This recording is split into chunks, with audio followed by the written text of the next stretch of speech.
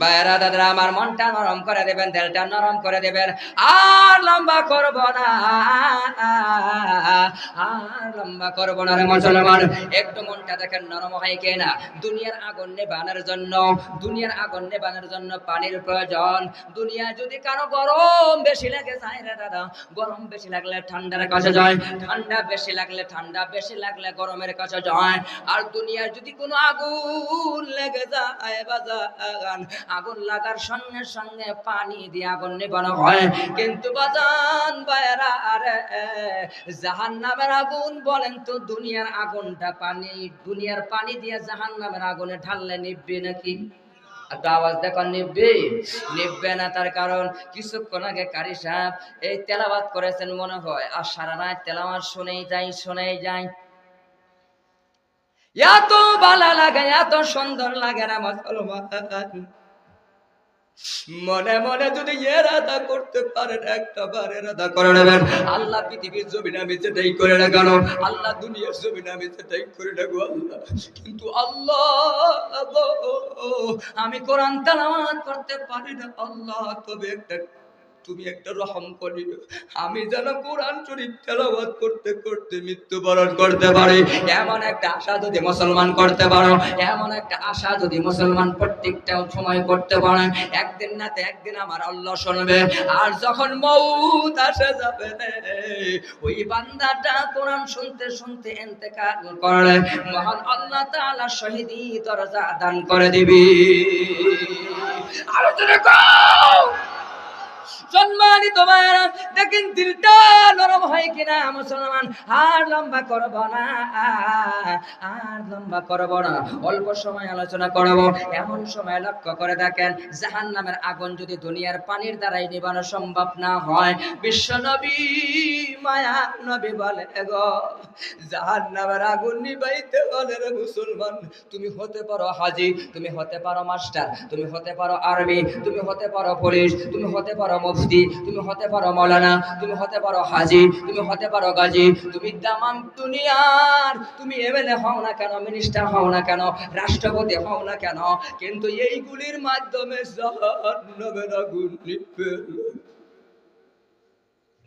জাহান্নামের আগুন নিবাইতে হইলে মুসলমান একটা পদ্ধতি আমার আপনার মায়ের নবী শিখায়া গেলেন।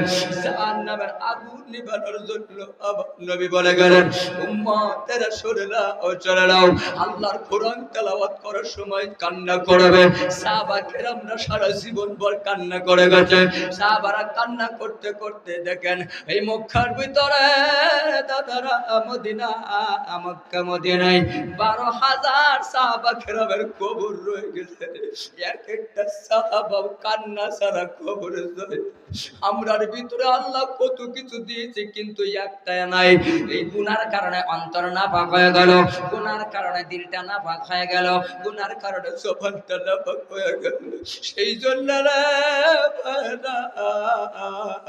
আজকে নামাজে কান্না নাই, হাত দুইটা উঠাইলে চোখে পানি নাই। কারণ কি? বিশ্ব নবী বলেন দাদা গো, যদি জাহান্নামের আগুন নিভাইতে চাও, তাহলে চোখের পানির মাধ্যমে তোমার নিভানো লাগবে। চোখের পানি কি ফলাইছে দাদারা? একটা কথা সাহাবা কেরামের ঘটনা একটা টান দিয়ে আনলাম। বিশ্ব নবীজির সাহাবার মহব্বতের সাহাবার কথাটা শুনুন, কেমন মহব্বত করতেন, কেমন ভালোবাসতেন, কত মহব্বত করতেন, কত ভালোবাসতেন। হে ভাইরা দাদারা, আল্লাহর নবী বললেন ইল্লা মিন সালাসা, তিনটা আমলের মাধ্যমে ওই মানুষটা কামিয়াব হতে পারে। জোরে কোন কয়টা? তিনটা আমলের মাধ্যমে।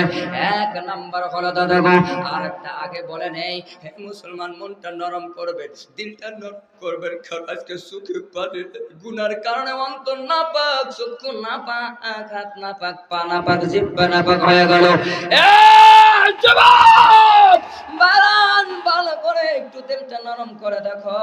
আমি রফিক এই জায়গাটার মধ্যে বসে আছি রে মুসলমান। আচ্ছা বলেন, আমি রফিকের তো বাবা আব্বা দুনিয়া থেকে বিদায় হয়ে গেছে। এই ময়দানে কার আব্বা নাই? আমার মতো ইতিম বাবা হারা কি আছেন? হাত আঙ্গায়া দেখায়। আল্লাহ ওগো মালিক, এই ময়দান আল্লাহ বাবলাই হাতাঙ্গায় দেখাইছাল্লাহ। এ মুসলমান কলিজার টুকরা, মা কার কার নাই? মা তোমার মা নাই? আল্লাহ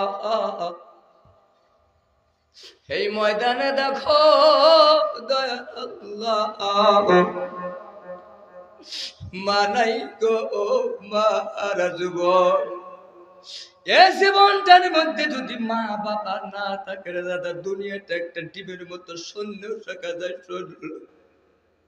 তাম পৃথিবীর সব মানুষ স্বার্থপর হয়ে যাবে, কিন্তু দুইজন মানুষ স্বার্থপর কোনোদিন হবে না। দুইজন বান্দা কোনোদিন মানুষ স্বার্থপর হবে না।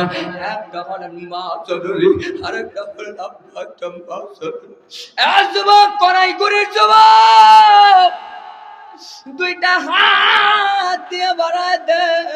হ্যাঁ দাদারা, হাত বাড়ায় দিলাম, পায়ে ধরে বলে গেলাম, যুবক, জীবনে মাকে কষ্ট দিবা, জীবনে আব্বাকে কষ্ট দিও না, কারণ আব্বা আম্মাকে যারা কষ্ট দিলেন, এ দাদা লম্বা হয়ে যাবে, লম্বা করবো না। উলামা কেরাম বসা জিজ্ঞাসা করে দেখুন, মহান আল্লাহ তাআলা কোরআনের মধ্যে ৬-৭ জায়গা কম বেশি আমার আল্লাহ মা বাবার ওয়াসি স্পষ্ট করে করে দিয়েছেন। আমার আল্লাহ যখনই মা বাবার কথাটা বলেছেন, মা বাবার কথাটা দেখেন, আজকে মা বাবার জন্য হলো চোখে যদি এক ফোঁটা পানি এসে যায়, মায়ের জন্য একটা ফোঁটা চোখের পানি আসে, আব্বার জন্য একটা ফোঁটা চোখের পানি এসে যায়, নানা নানির জন্য একটা ফোঁটা চোখের পানি এসে যায়। ওই পানির বদলে দাদা না ভাইয়েরা, ওই চোখের পানির বদলে মায়া নবী বলেন তার মা বাবা কবরে সুখে থাকবি। এ বন্ধুগণ, এবার মনে রাখুন, মা যেই পেটের মধ্যে রেখেছিলেন ওই জায়গাটার নাম হলো রাহম। আরবি শব্দ রাহমের বহু বচন হলো আরহাম। অনেক লম্বা তাফসীর রেদ। যেই রাহমের ভিতরে আমার আল্লাহ, আমি আপনি যখন ছিলাম এই রাহমটার মধ্যে, কে দুনিয়া দেখি নাই, কিছুই দেখি নাই, চোখ ফুটে কান্নার আওয়াজ দিতে পারি না। মায়ের লাবি রে, মায়ের লাবির সঙ্গে যখন আমার লাবিটার সঙ্গে আল্লাহ ফিটিং করে দিলাম, আল্লাহ মানে বান্দা রে, আমি আল্লাহ তোর মায়ের নাভির সঙ্গে যদি ফিটিং করে দিতে পারতাম, তাহলে তুই পেটের ভিতরে পচে গেতি, গলে গেতি রে বাবা। আমি আল্লাহ তাকে কত আদর করি। মা, ওগো মা, মানে দুঃখিনী মা, দুনিয়া থেকে যার বিদায় হয়ে গেছে রে দাদা, মা দেখবেন সন্তানের সারা গায়ে যদি বালা পড়ে থাকে, মাটি পড়ে থাকে রে, মা মাটির দিকে তাকায়, বালার দিকে তাকায় নাই রে মুসলমান। দরুদি মা বালা তাকায় না, মাটি তাকায় নাই, সন্তানকে জড়ায় কোলের কাছে আয়না চুমো খায়, কত কান্দে নাই, বালা কাপড়ের উপর দিয়ে জড়ায় ধরে মা। বলো মার ভাই, দুইটা হাত বাড়ায় দে, পায়ে ধরে বলি যায়, আমার মতো যুবক ছাড়া যদি মা বাবা বেঁচে আছে জীবনেও কষ্ট দিবে না রে দাদা। সন্তান যখন মা পেটে লইয়া ওই রাহমের ভিতরে লইয়া 1 মাস 2 মাস 3 মাস 4 মাস 5 6 7 8 মাস বয়স হয়ে যায়, 8 মাসের ভেতরে রে দাদা মা যখন বাথরুমের ভেতরে ঢোকে, মা বাথরুমের মধ্যে যাওয়ার পরে রে সন্তান এমন জোরে মায়ের পেটের মধ্যে একটা লাথি মারি দিছি রে,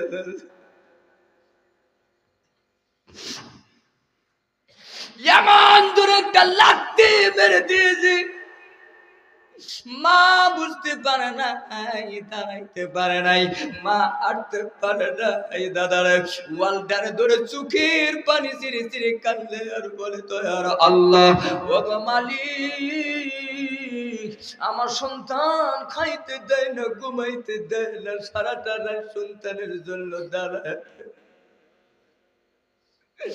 ওই 8টা মাস 12টা মাস সন্তানের জন্য রে দাদা, ওই সন্তানের জন্য একটু লক্ষ্য করে দেখো রে, অনেকের মারা গেছে, বাবা মা বাবার কথা কি মনে পড়ে না ভাই গো? চোখ দুইটা বন্ধ করে দেখো, পৃথিবীতে কেউ আপন না, কেউ আপন না। এই মজলিসের মধ্যে যদি প্রাণ বাহির হয়ে যায়, প্রাণ রুহটা যদি চলে যায়, দাদা কেউ আপন না, কেউ আপন। কেউ কোদাল কান্দে নিয়ে বাসা গরুস্থানে যাবে, কেউ টাকা লইয়া মার্কেটে কাপড় কেনার জন্য দৌড়াবে, আর কেউ দাদারাম এক ঢাল লইয়া যাবে বাঁশের জন্য, বাঁশ কাটার জন্য, কেউ যাবে আতুর গোলাপ কেনার জন্য। পৃথিবীতে কেউ আপন না, কেউ আপন না।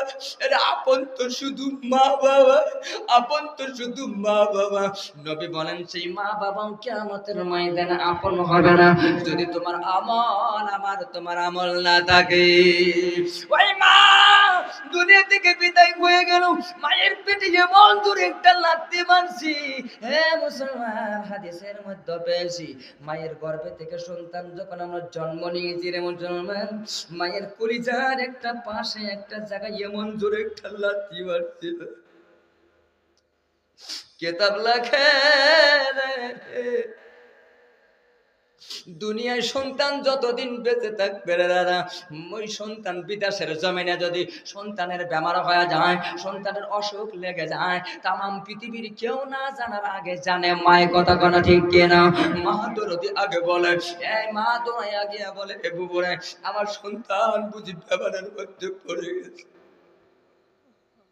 যতদিন মায়ের কলিজার ভিতরে পায়ের জন্য আসি, ও গো মা তুমি কলেজা, মা তুমি হৃদয়, হারতে পারিনি মা হাঁটা শিখাইছো, বলতে পারিনি মা বলতে শিখাইছো, খাইতে পারিনি মা খাওয়াইতে। এ মুসলমান, মা বাবার কথা মনে পড়লে কি চোখের পানি বাগির হয় না? একটাবার একটু চেষ্টা করেই দেখো যে মা বাবা কত কষ্ট করে সন্তানদেরকে মানুষ করলো। ও মা, ওই মা আর বাবা দাদারে অনেকে হাত আঙ্গা দিছে বাবা নাই, অনেকে মা নাই, মাও নাই, বাবা নাই, এমন সন্তান এই ময়দানে কে আছেন দাদা গো? মাও নাই, বাবাও নাই। আল্লাহ টাকা দেখো ময়দানের মধ্যে, আল্লাহ তোমার এমন সন্তান আছে গো, মা নাই, বাবা না। আর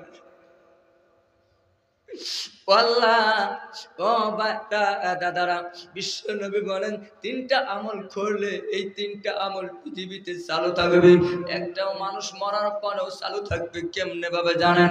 এক নাম্বার হলো কোন মুসাফির বান্দা যদি আল্লাহর দরবারে হাত তুলে দোয়া করে, ওই দোয়াটা কোনদিন ফিরে আসে না দাদা। দ্বিতীয় নাম্বার হলো কোন নেককার সন্তান যদি চোখের পানি সিরি সিরি মা বাবার জন্য দোয়া করে, ও রব্বির হামহুমা কামা রব্বায়ানি সগীরা, এই বলে বলে যদি সন্তান চোখের পানি সিরি সিরি যদি আল্লাহর কাছে দোয়া, এই দোয়াটা আল্লাহ তাআলা ফেরত দেয় না। তিন নাম্বার হলো বিশ্বনবী যে বলেন পৃথিবীর জমিনে আল্লাহর ঘর তৈরি করার জন্য, আল্লাহর ঘর বানানোর জন্য রে মুসলমান, আল্লাহর ঘর তৈরি করার জন্য বানানোর জন্য কেউ যদি একটা ইট একটা বস্তা সিমেন্ট বা একটা ইটা যদি মসজিদে লাগায়া দেয়, মসজিদ ঘরের জন্য যদি হাতে করে এইভাবে কান্দে করে উঠাই আঙ্গায়া নিয়ে যায়, এই তার জন্য রে মহান আল্লাহ দুনিয়ার জমিনে যারা আল্লাহর ঘর তৈরি করবে, আল মসজিদু বাইতুল্লাহ, মসজিদ আল্লাহর ঘর যারা তৈরি করবে রে মুসলমান, এই তৈরি করলে আমার আল্লাহ কিয়ামতের জান্নাতের ভিতরে ওই বান্দার জন্য আল্লাহ তাআলা একটা জান্নাতের ঘর, স্বর্ণের ঘর বানায়া দিবে। জোরে বলেন সুবহানাল্লাহ।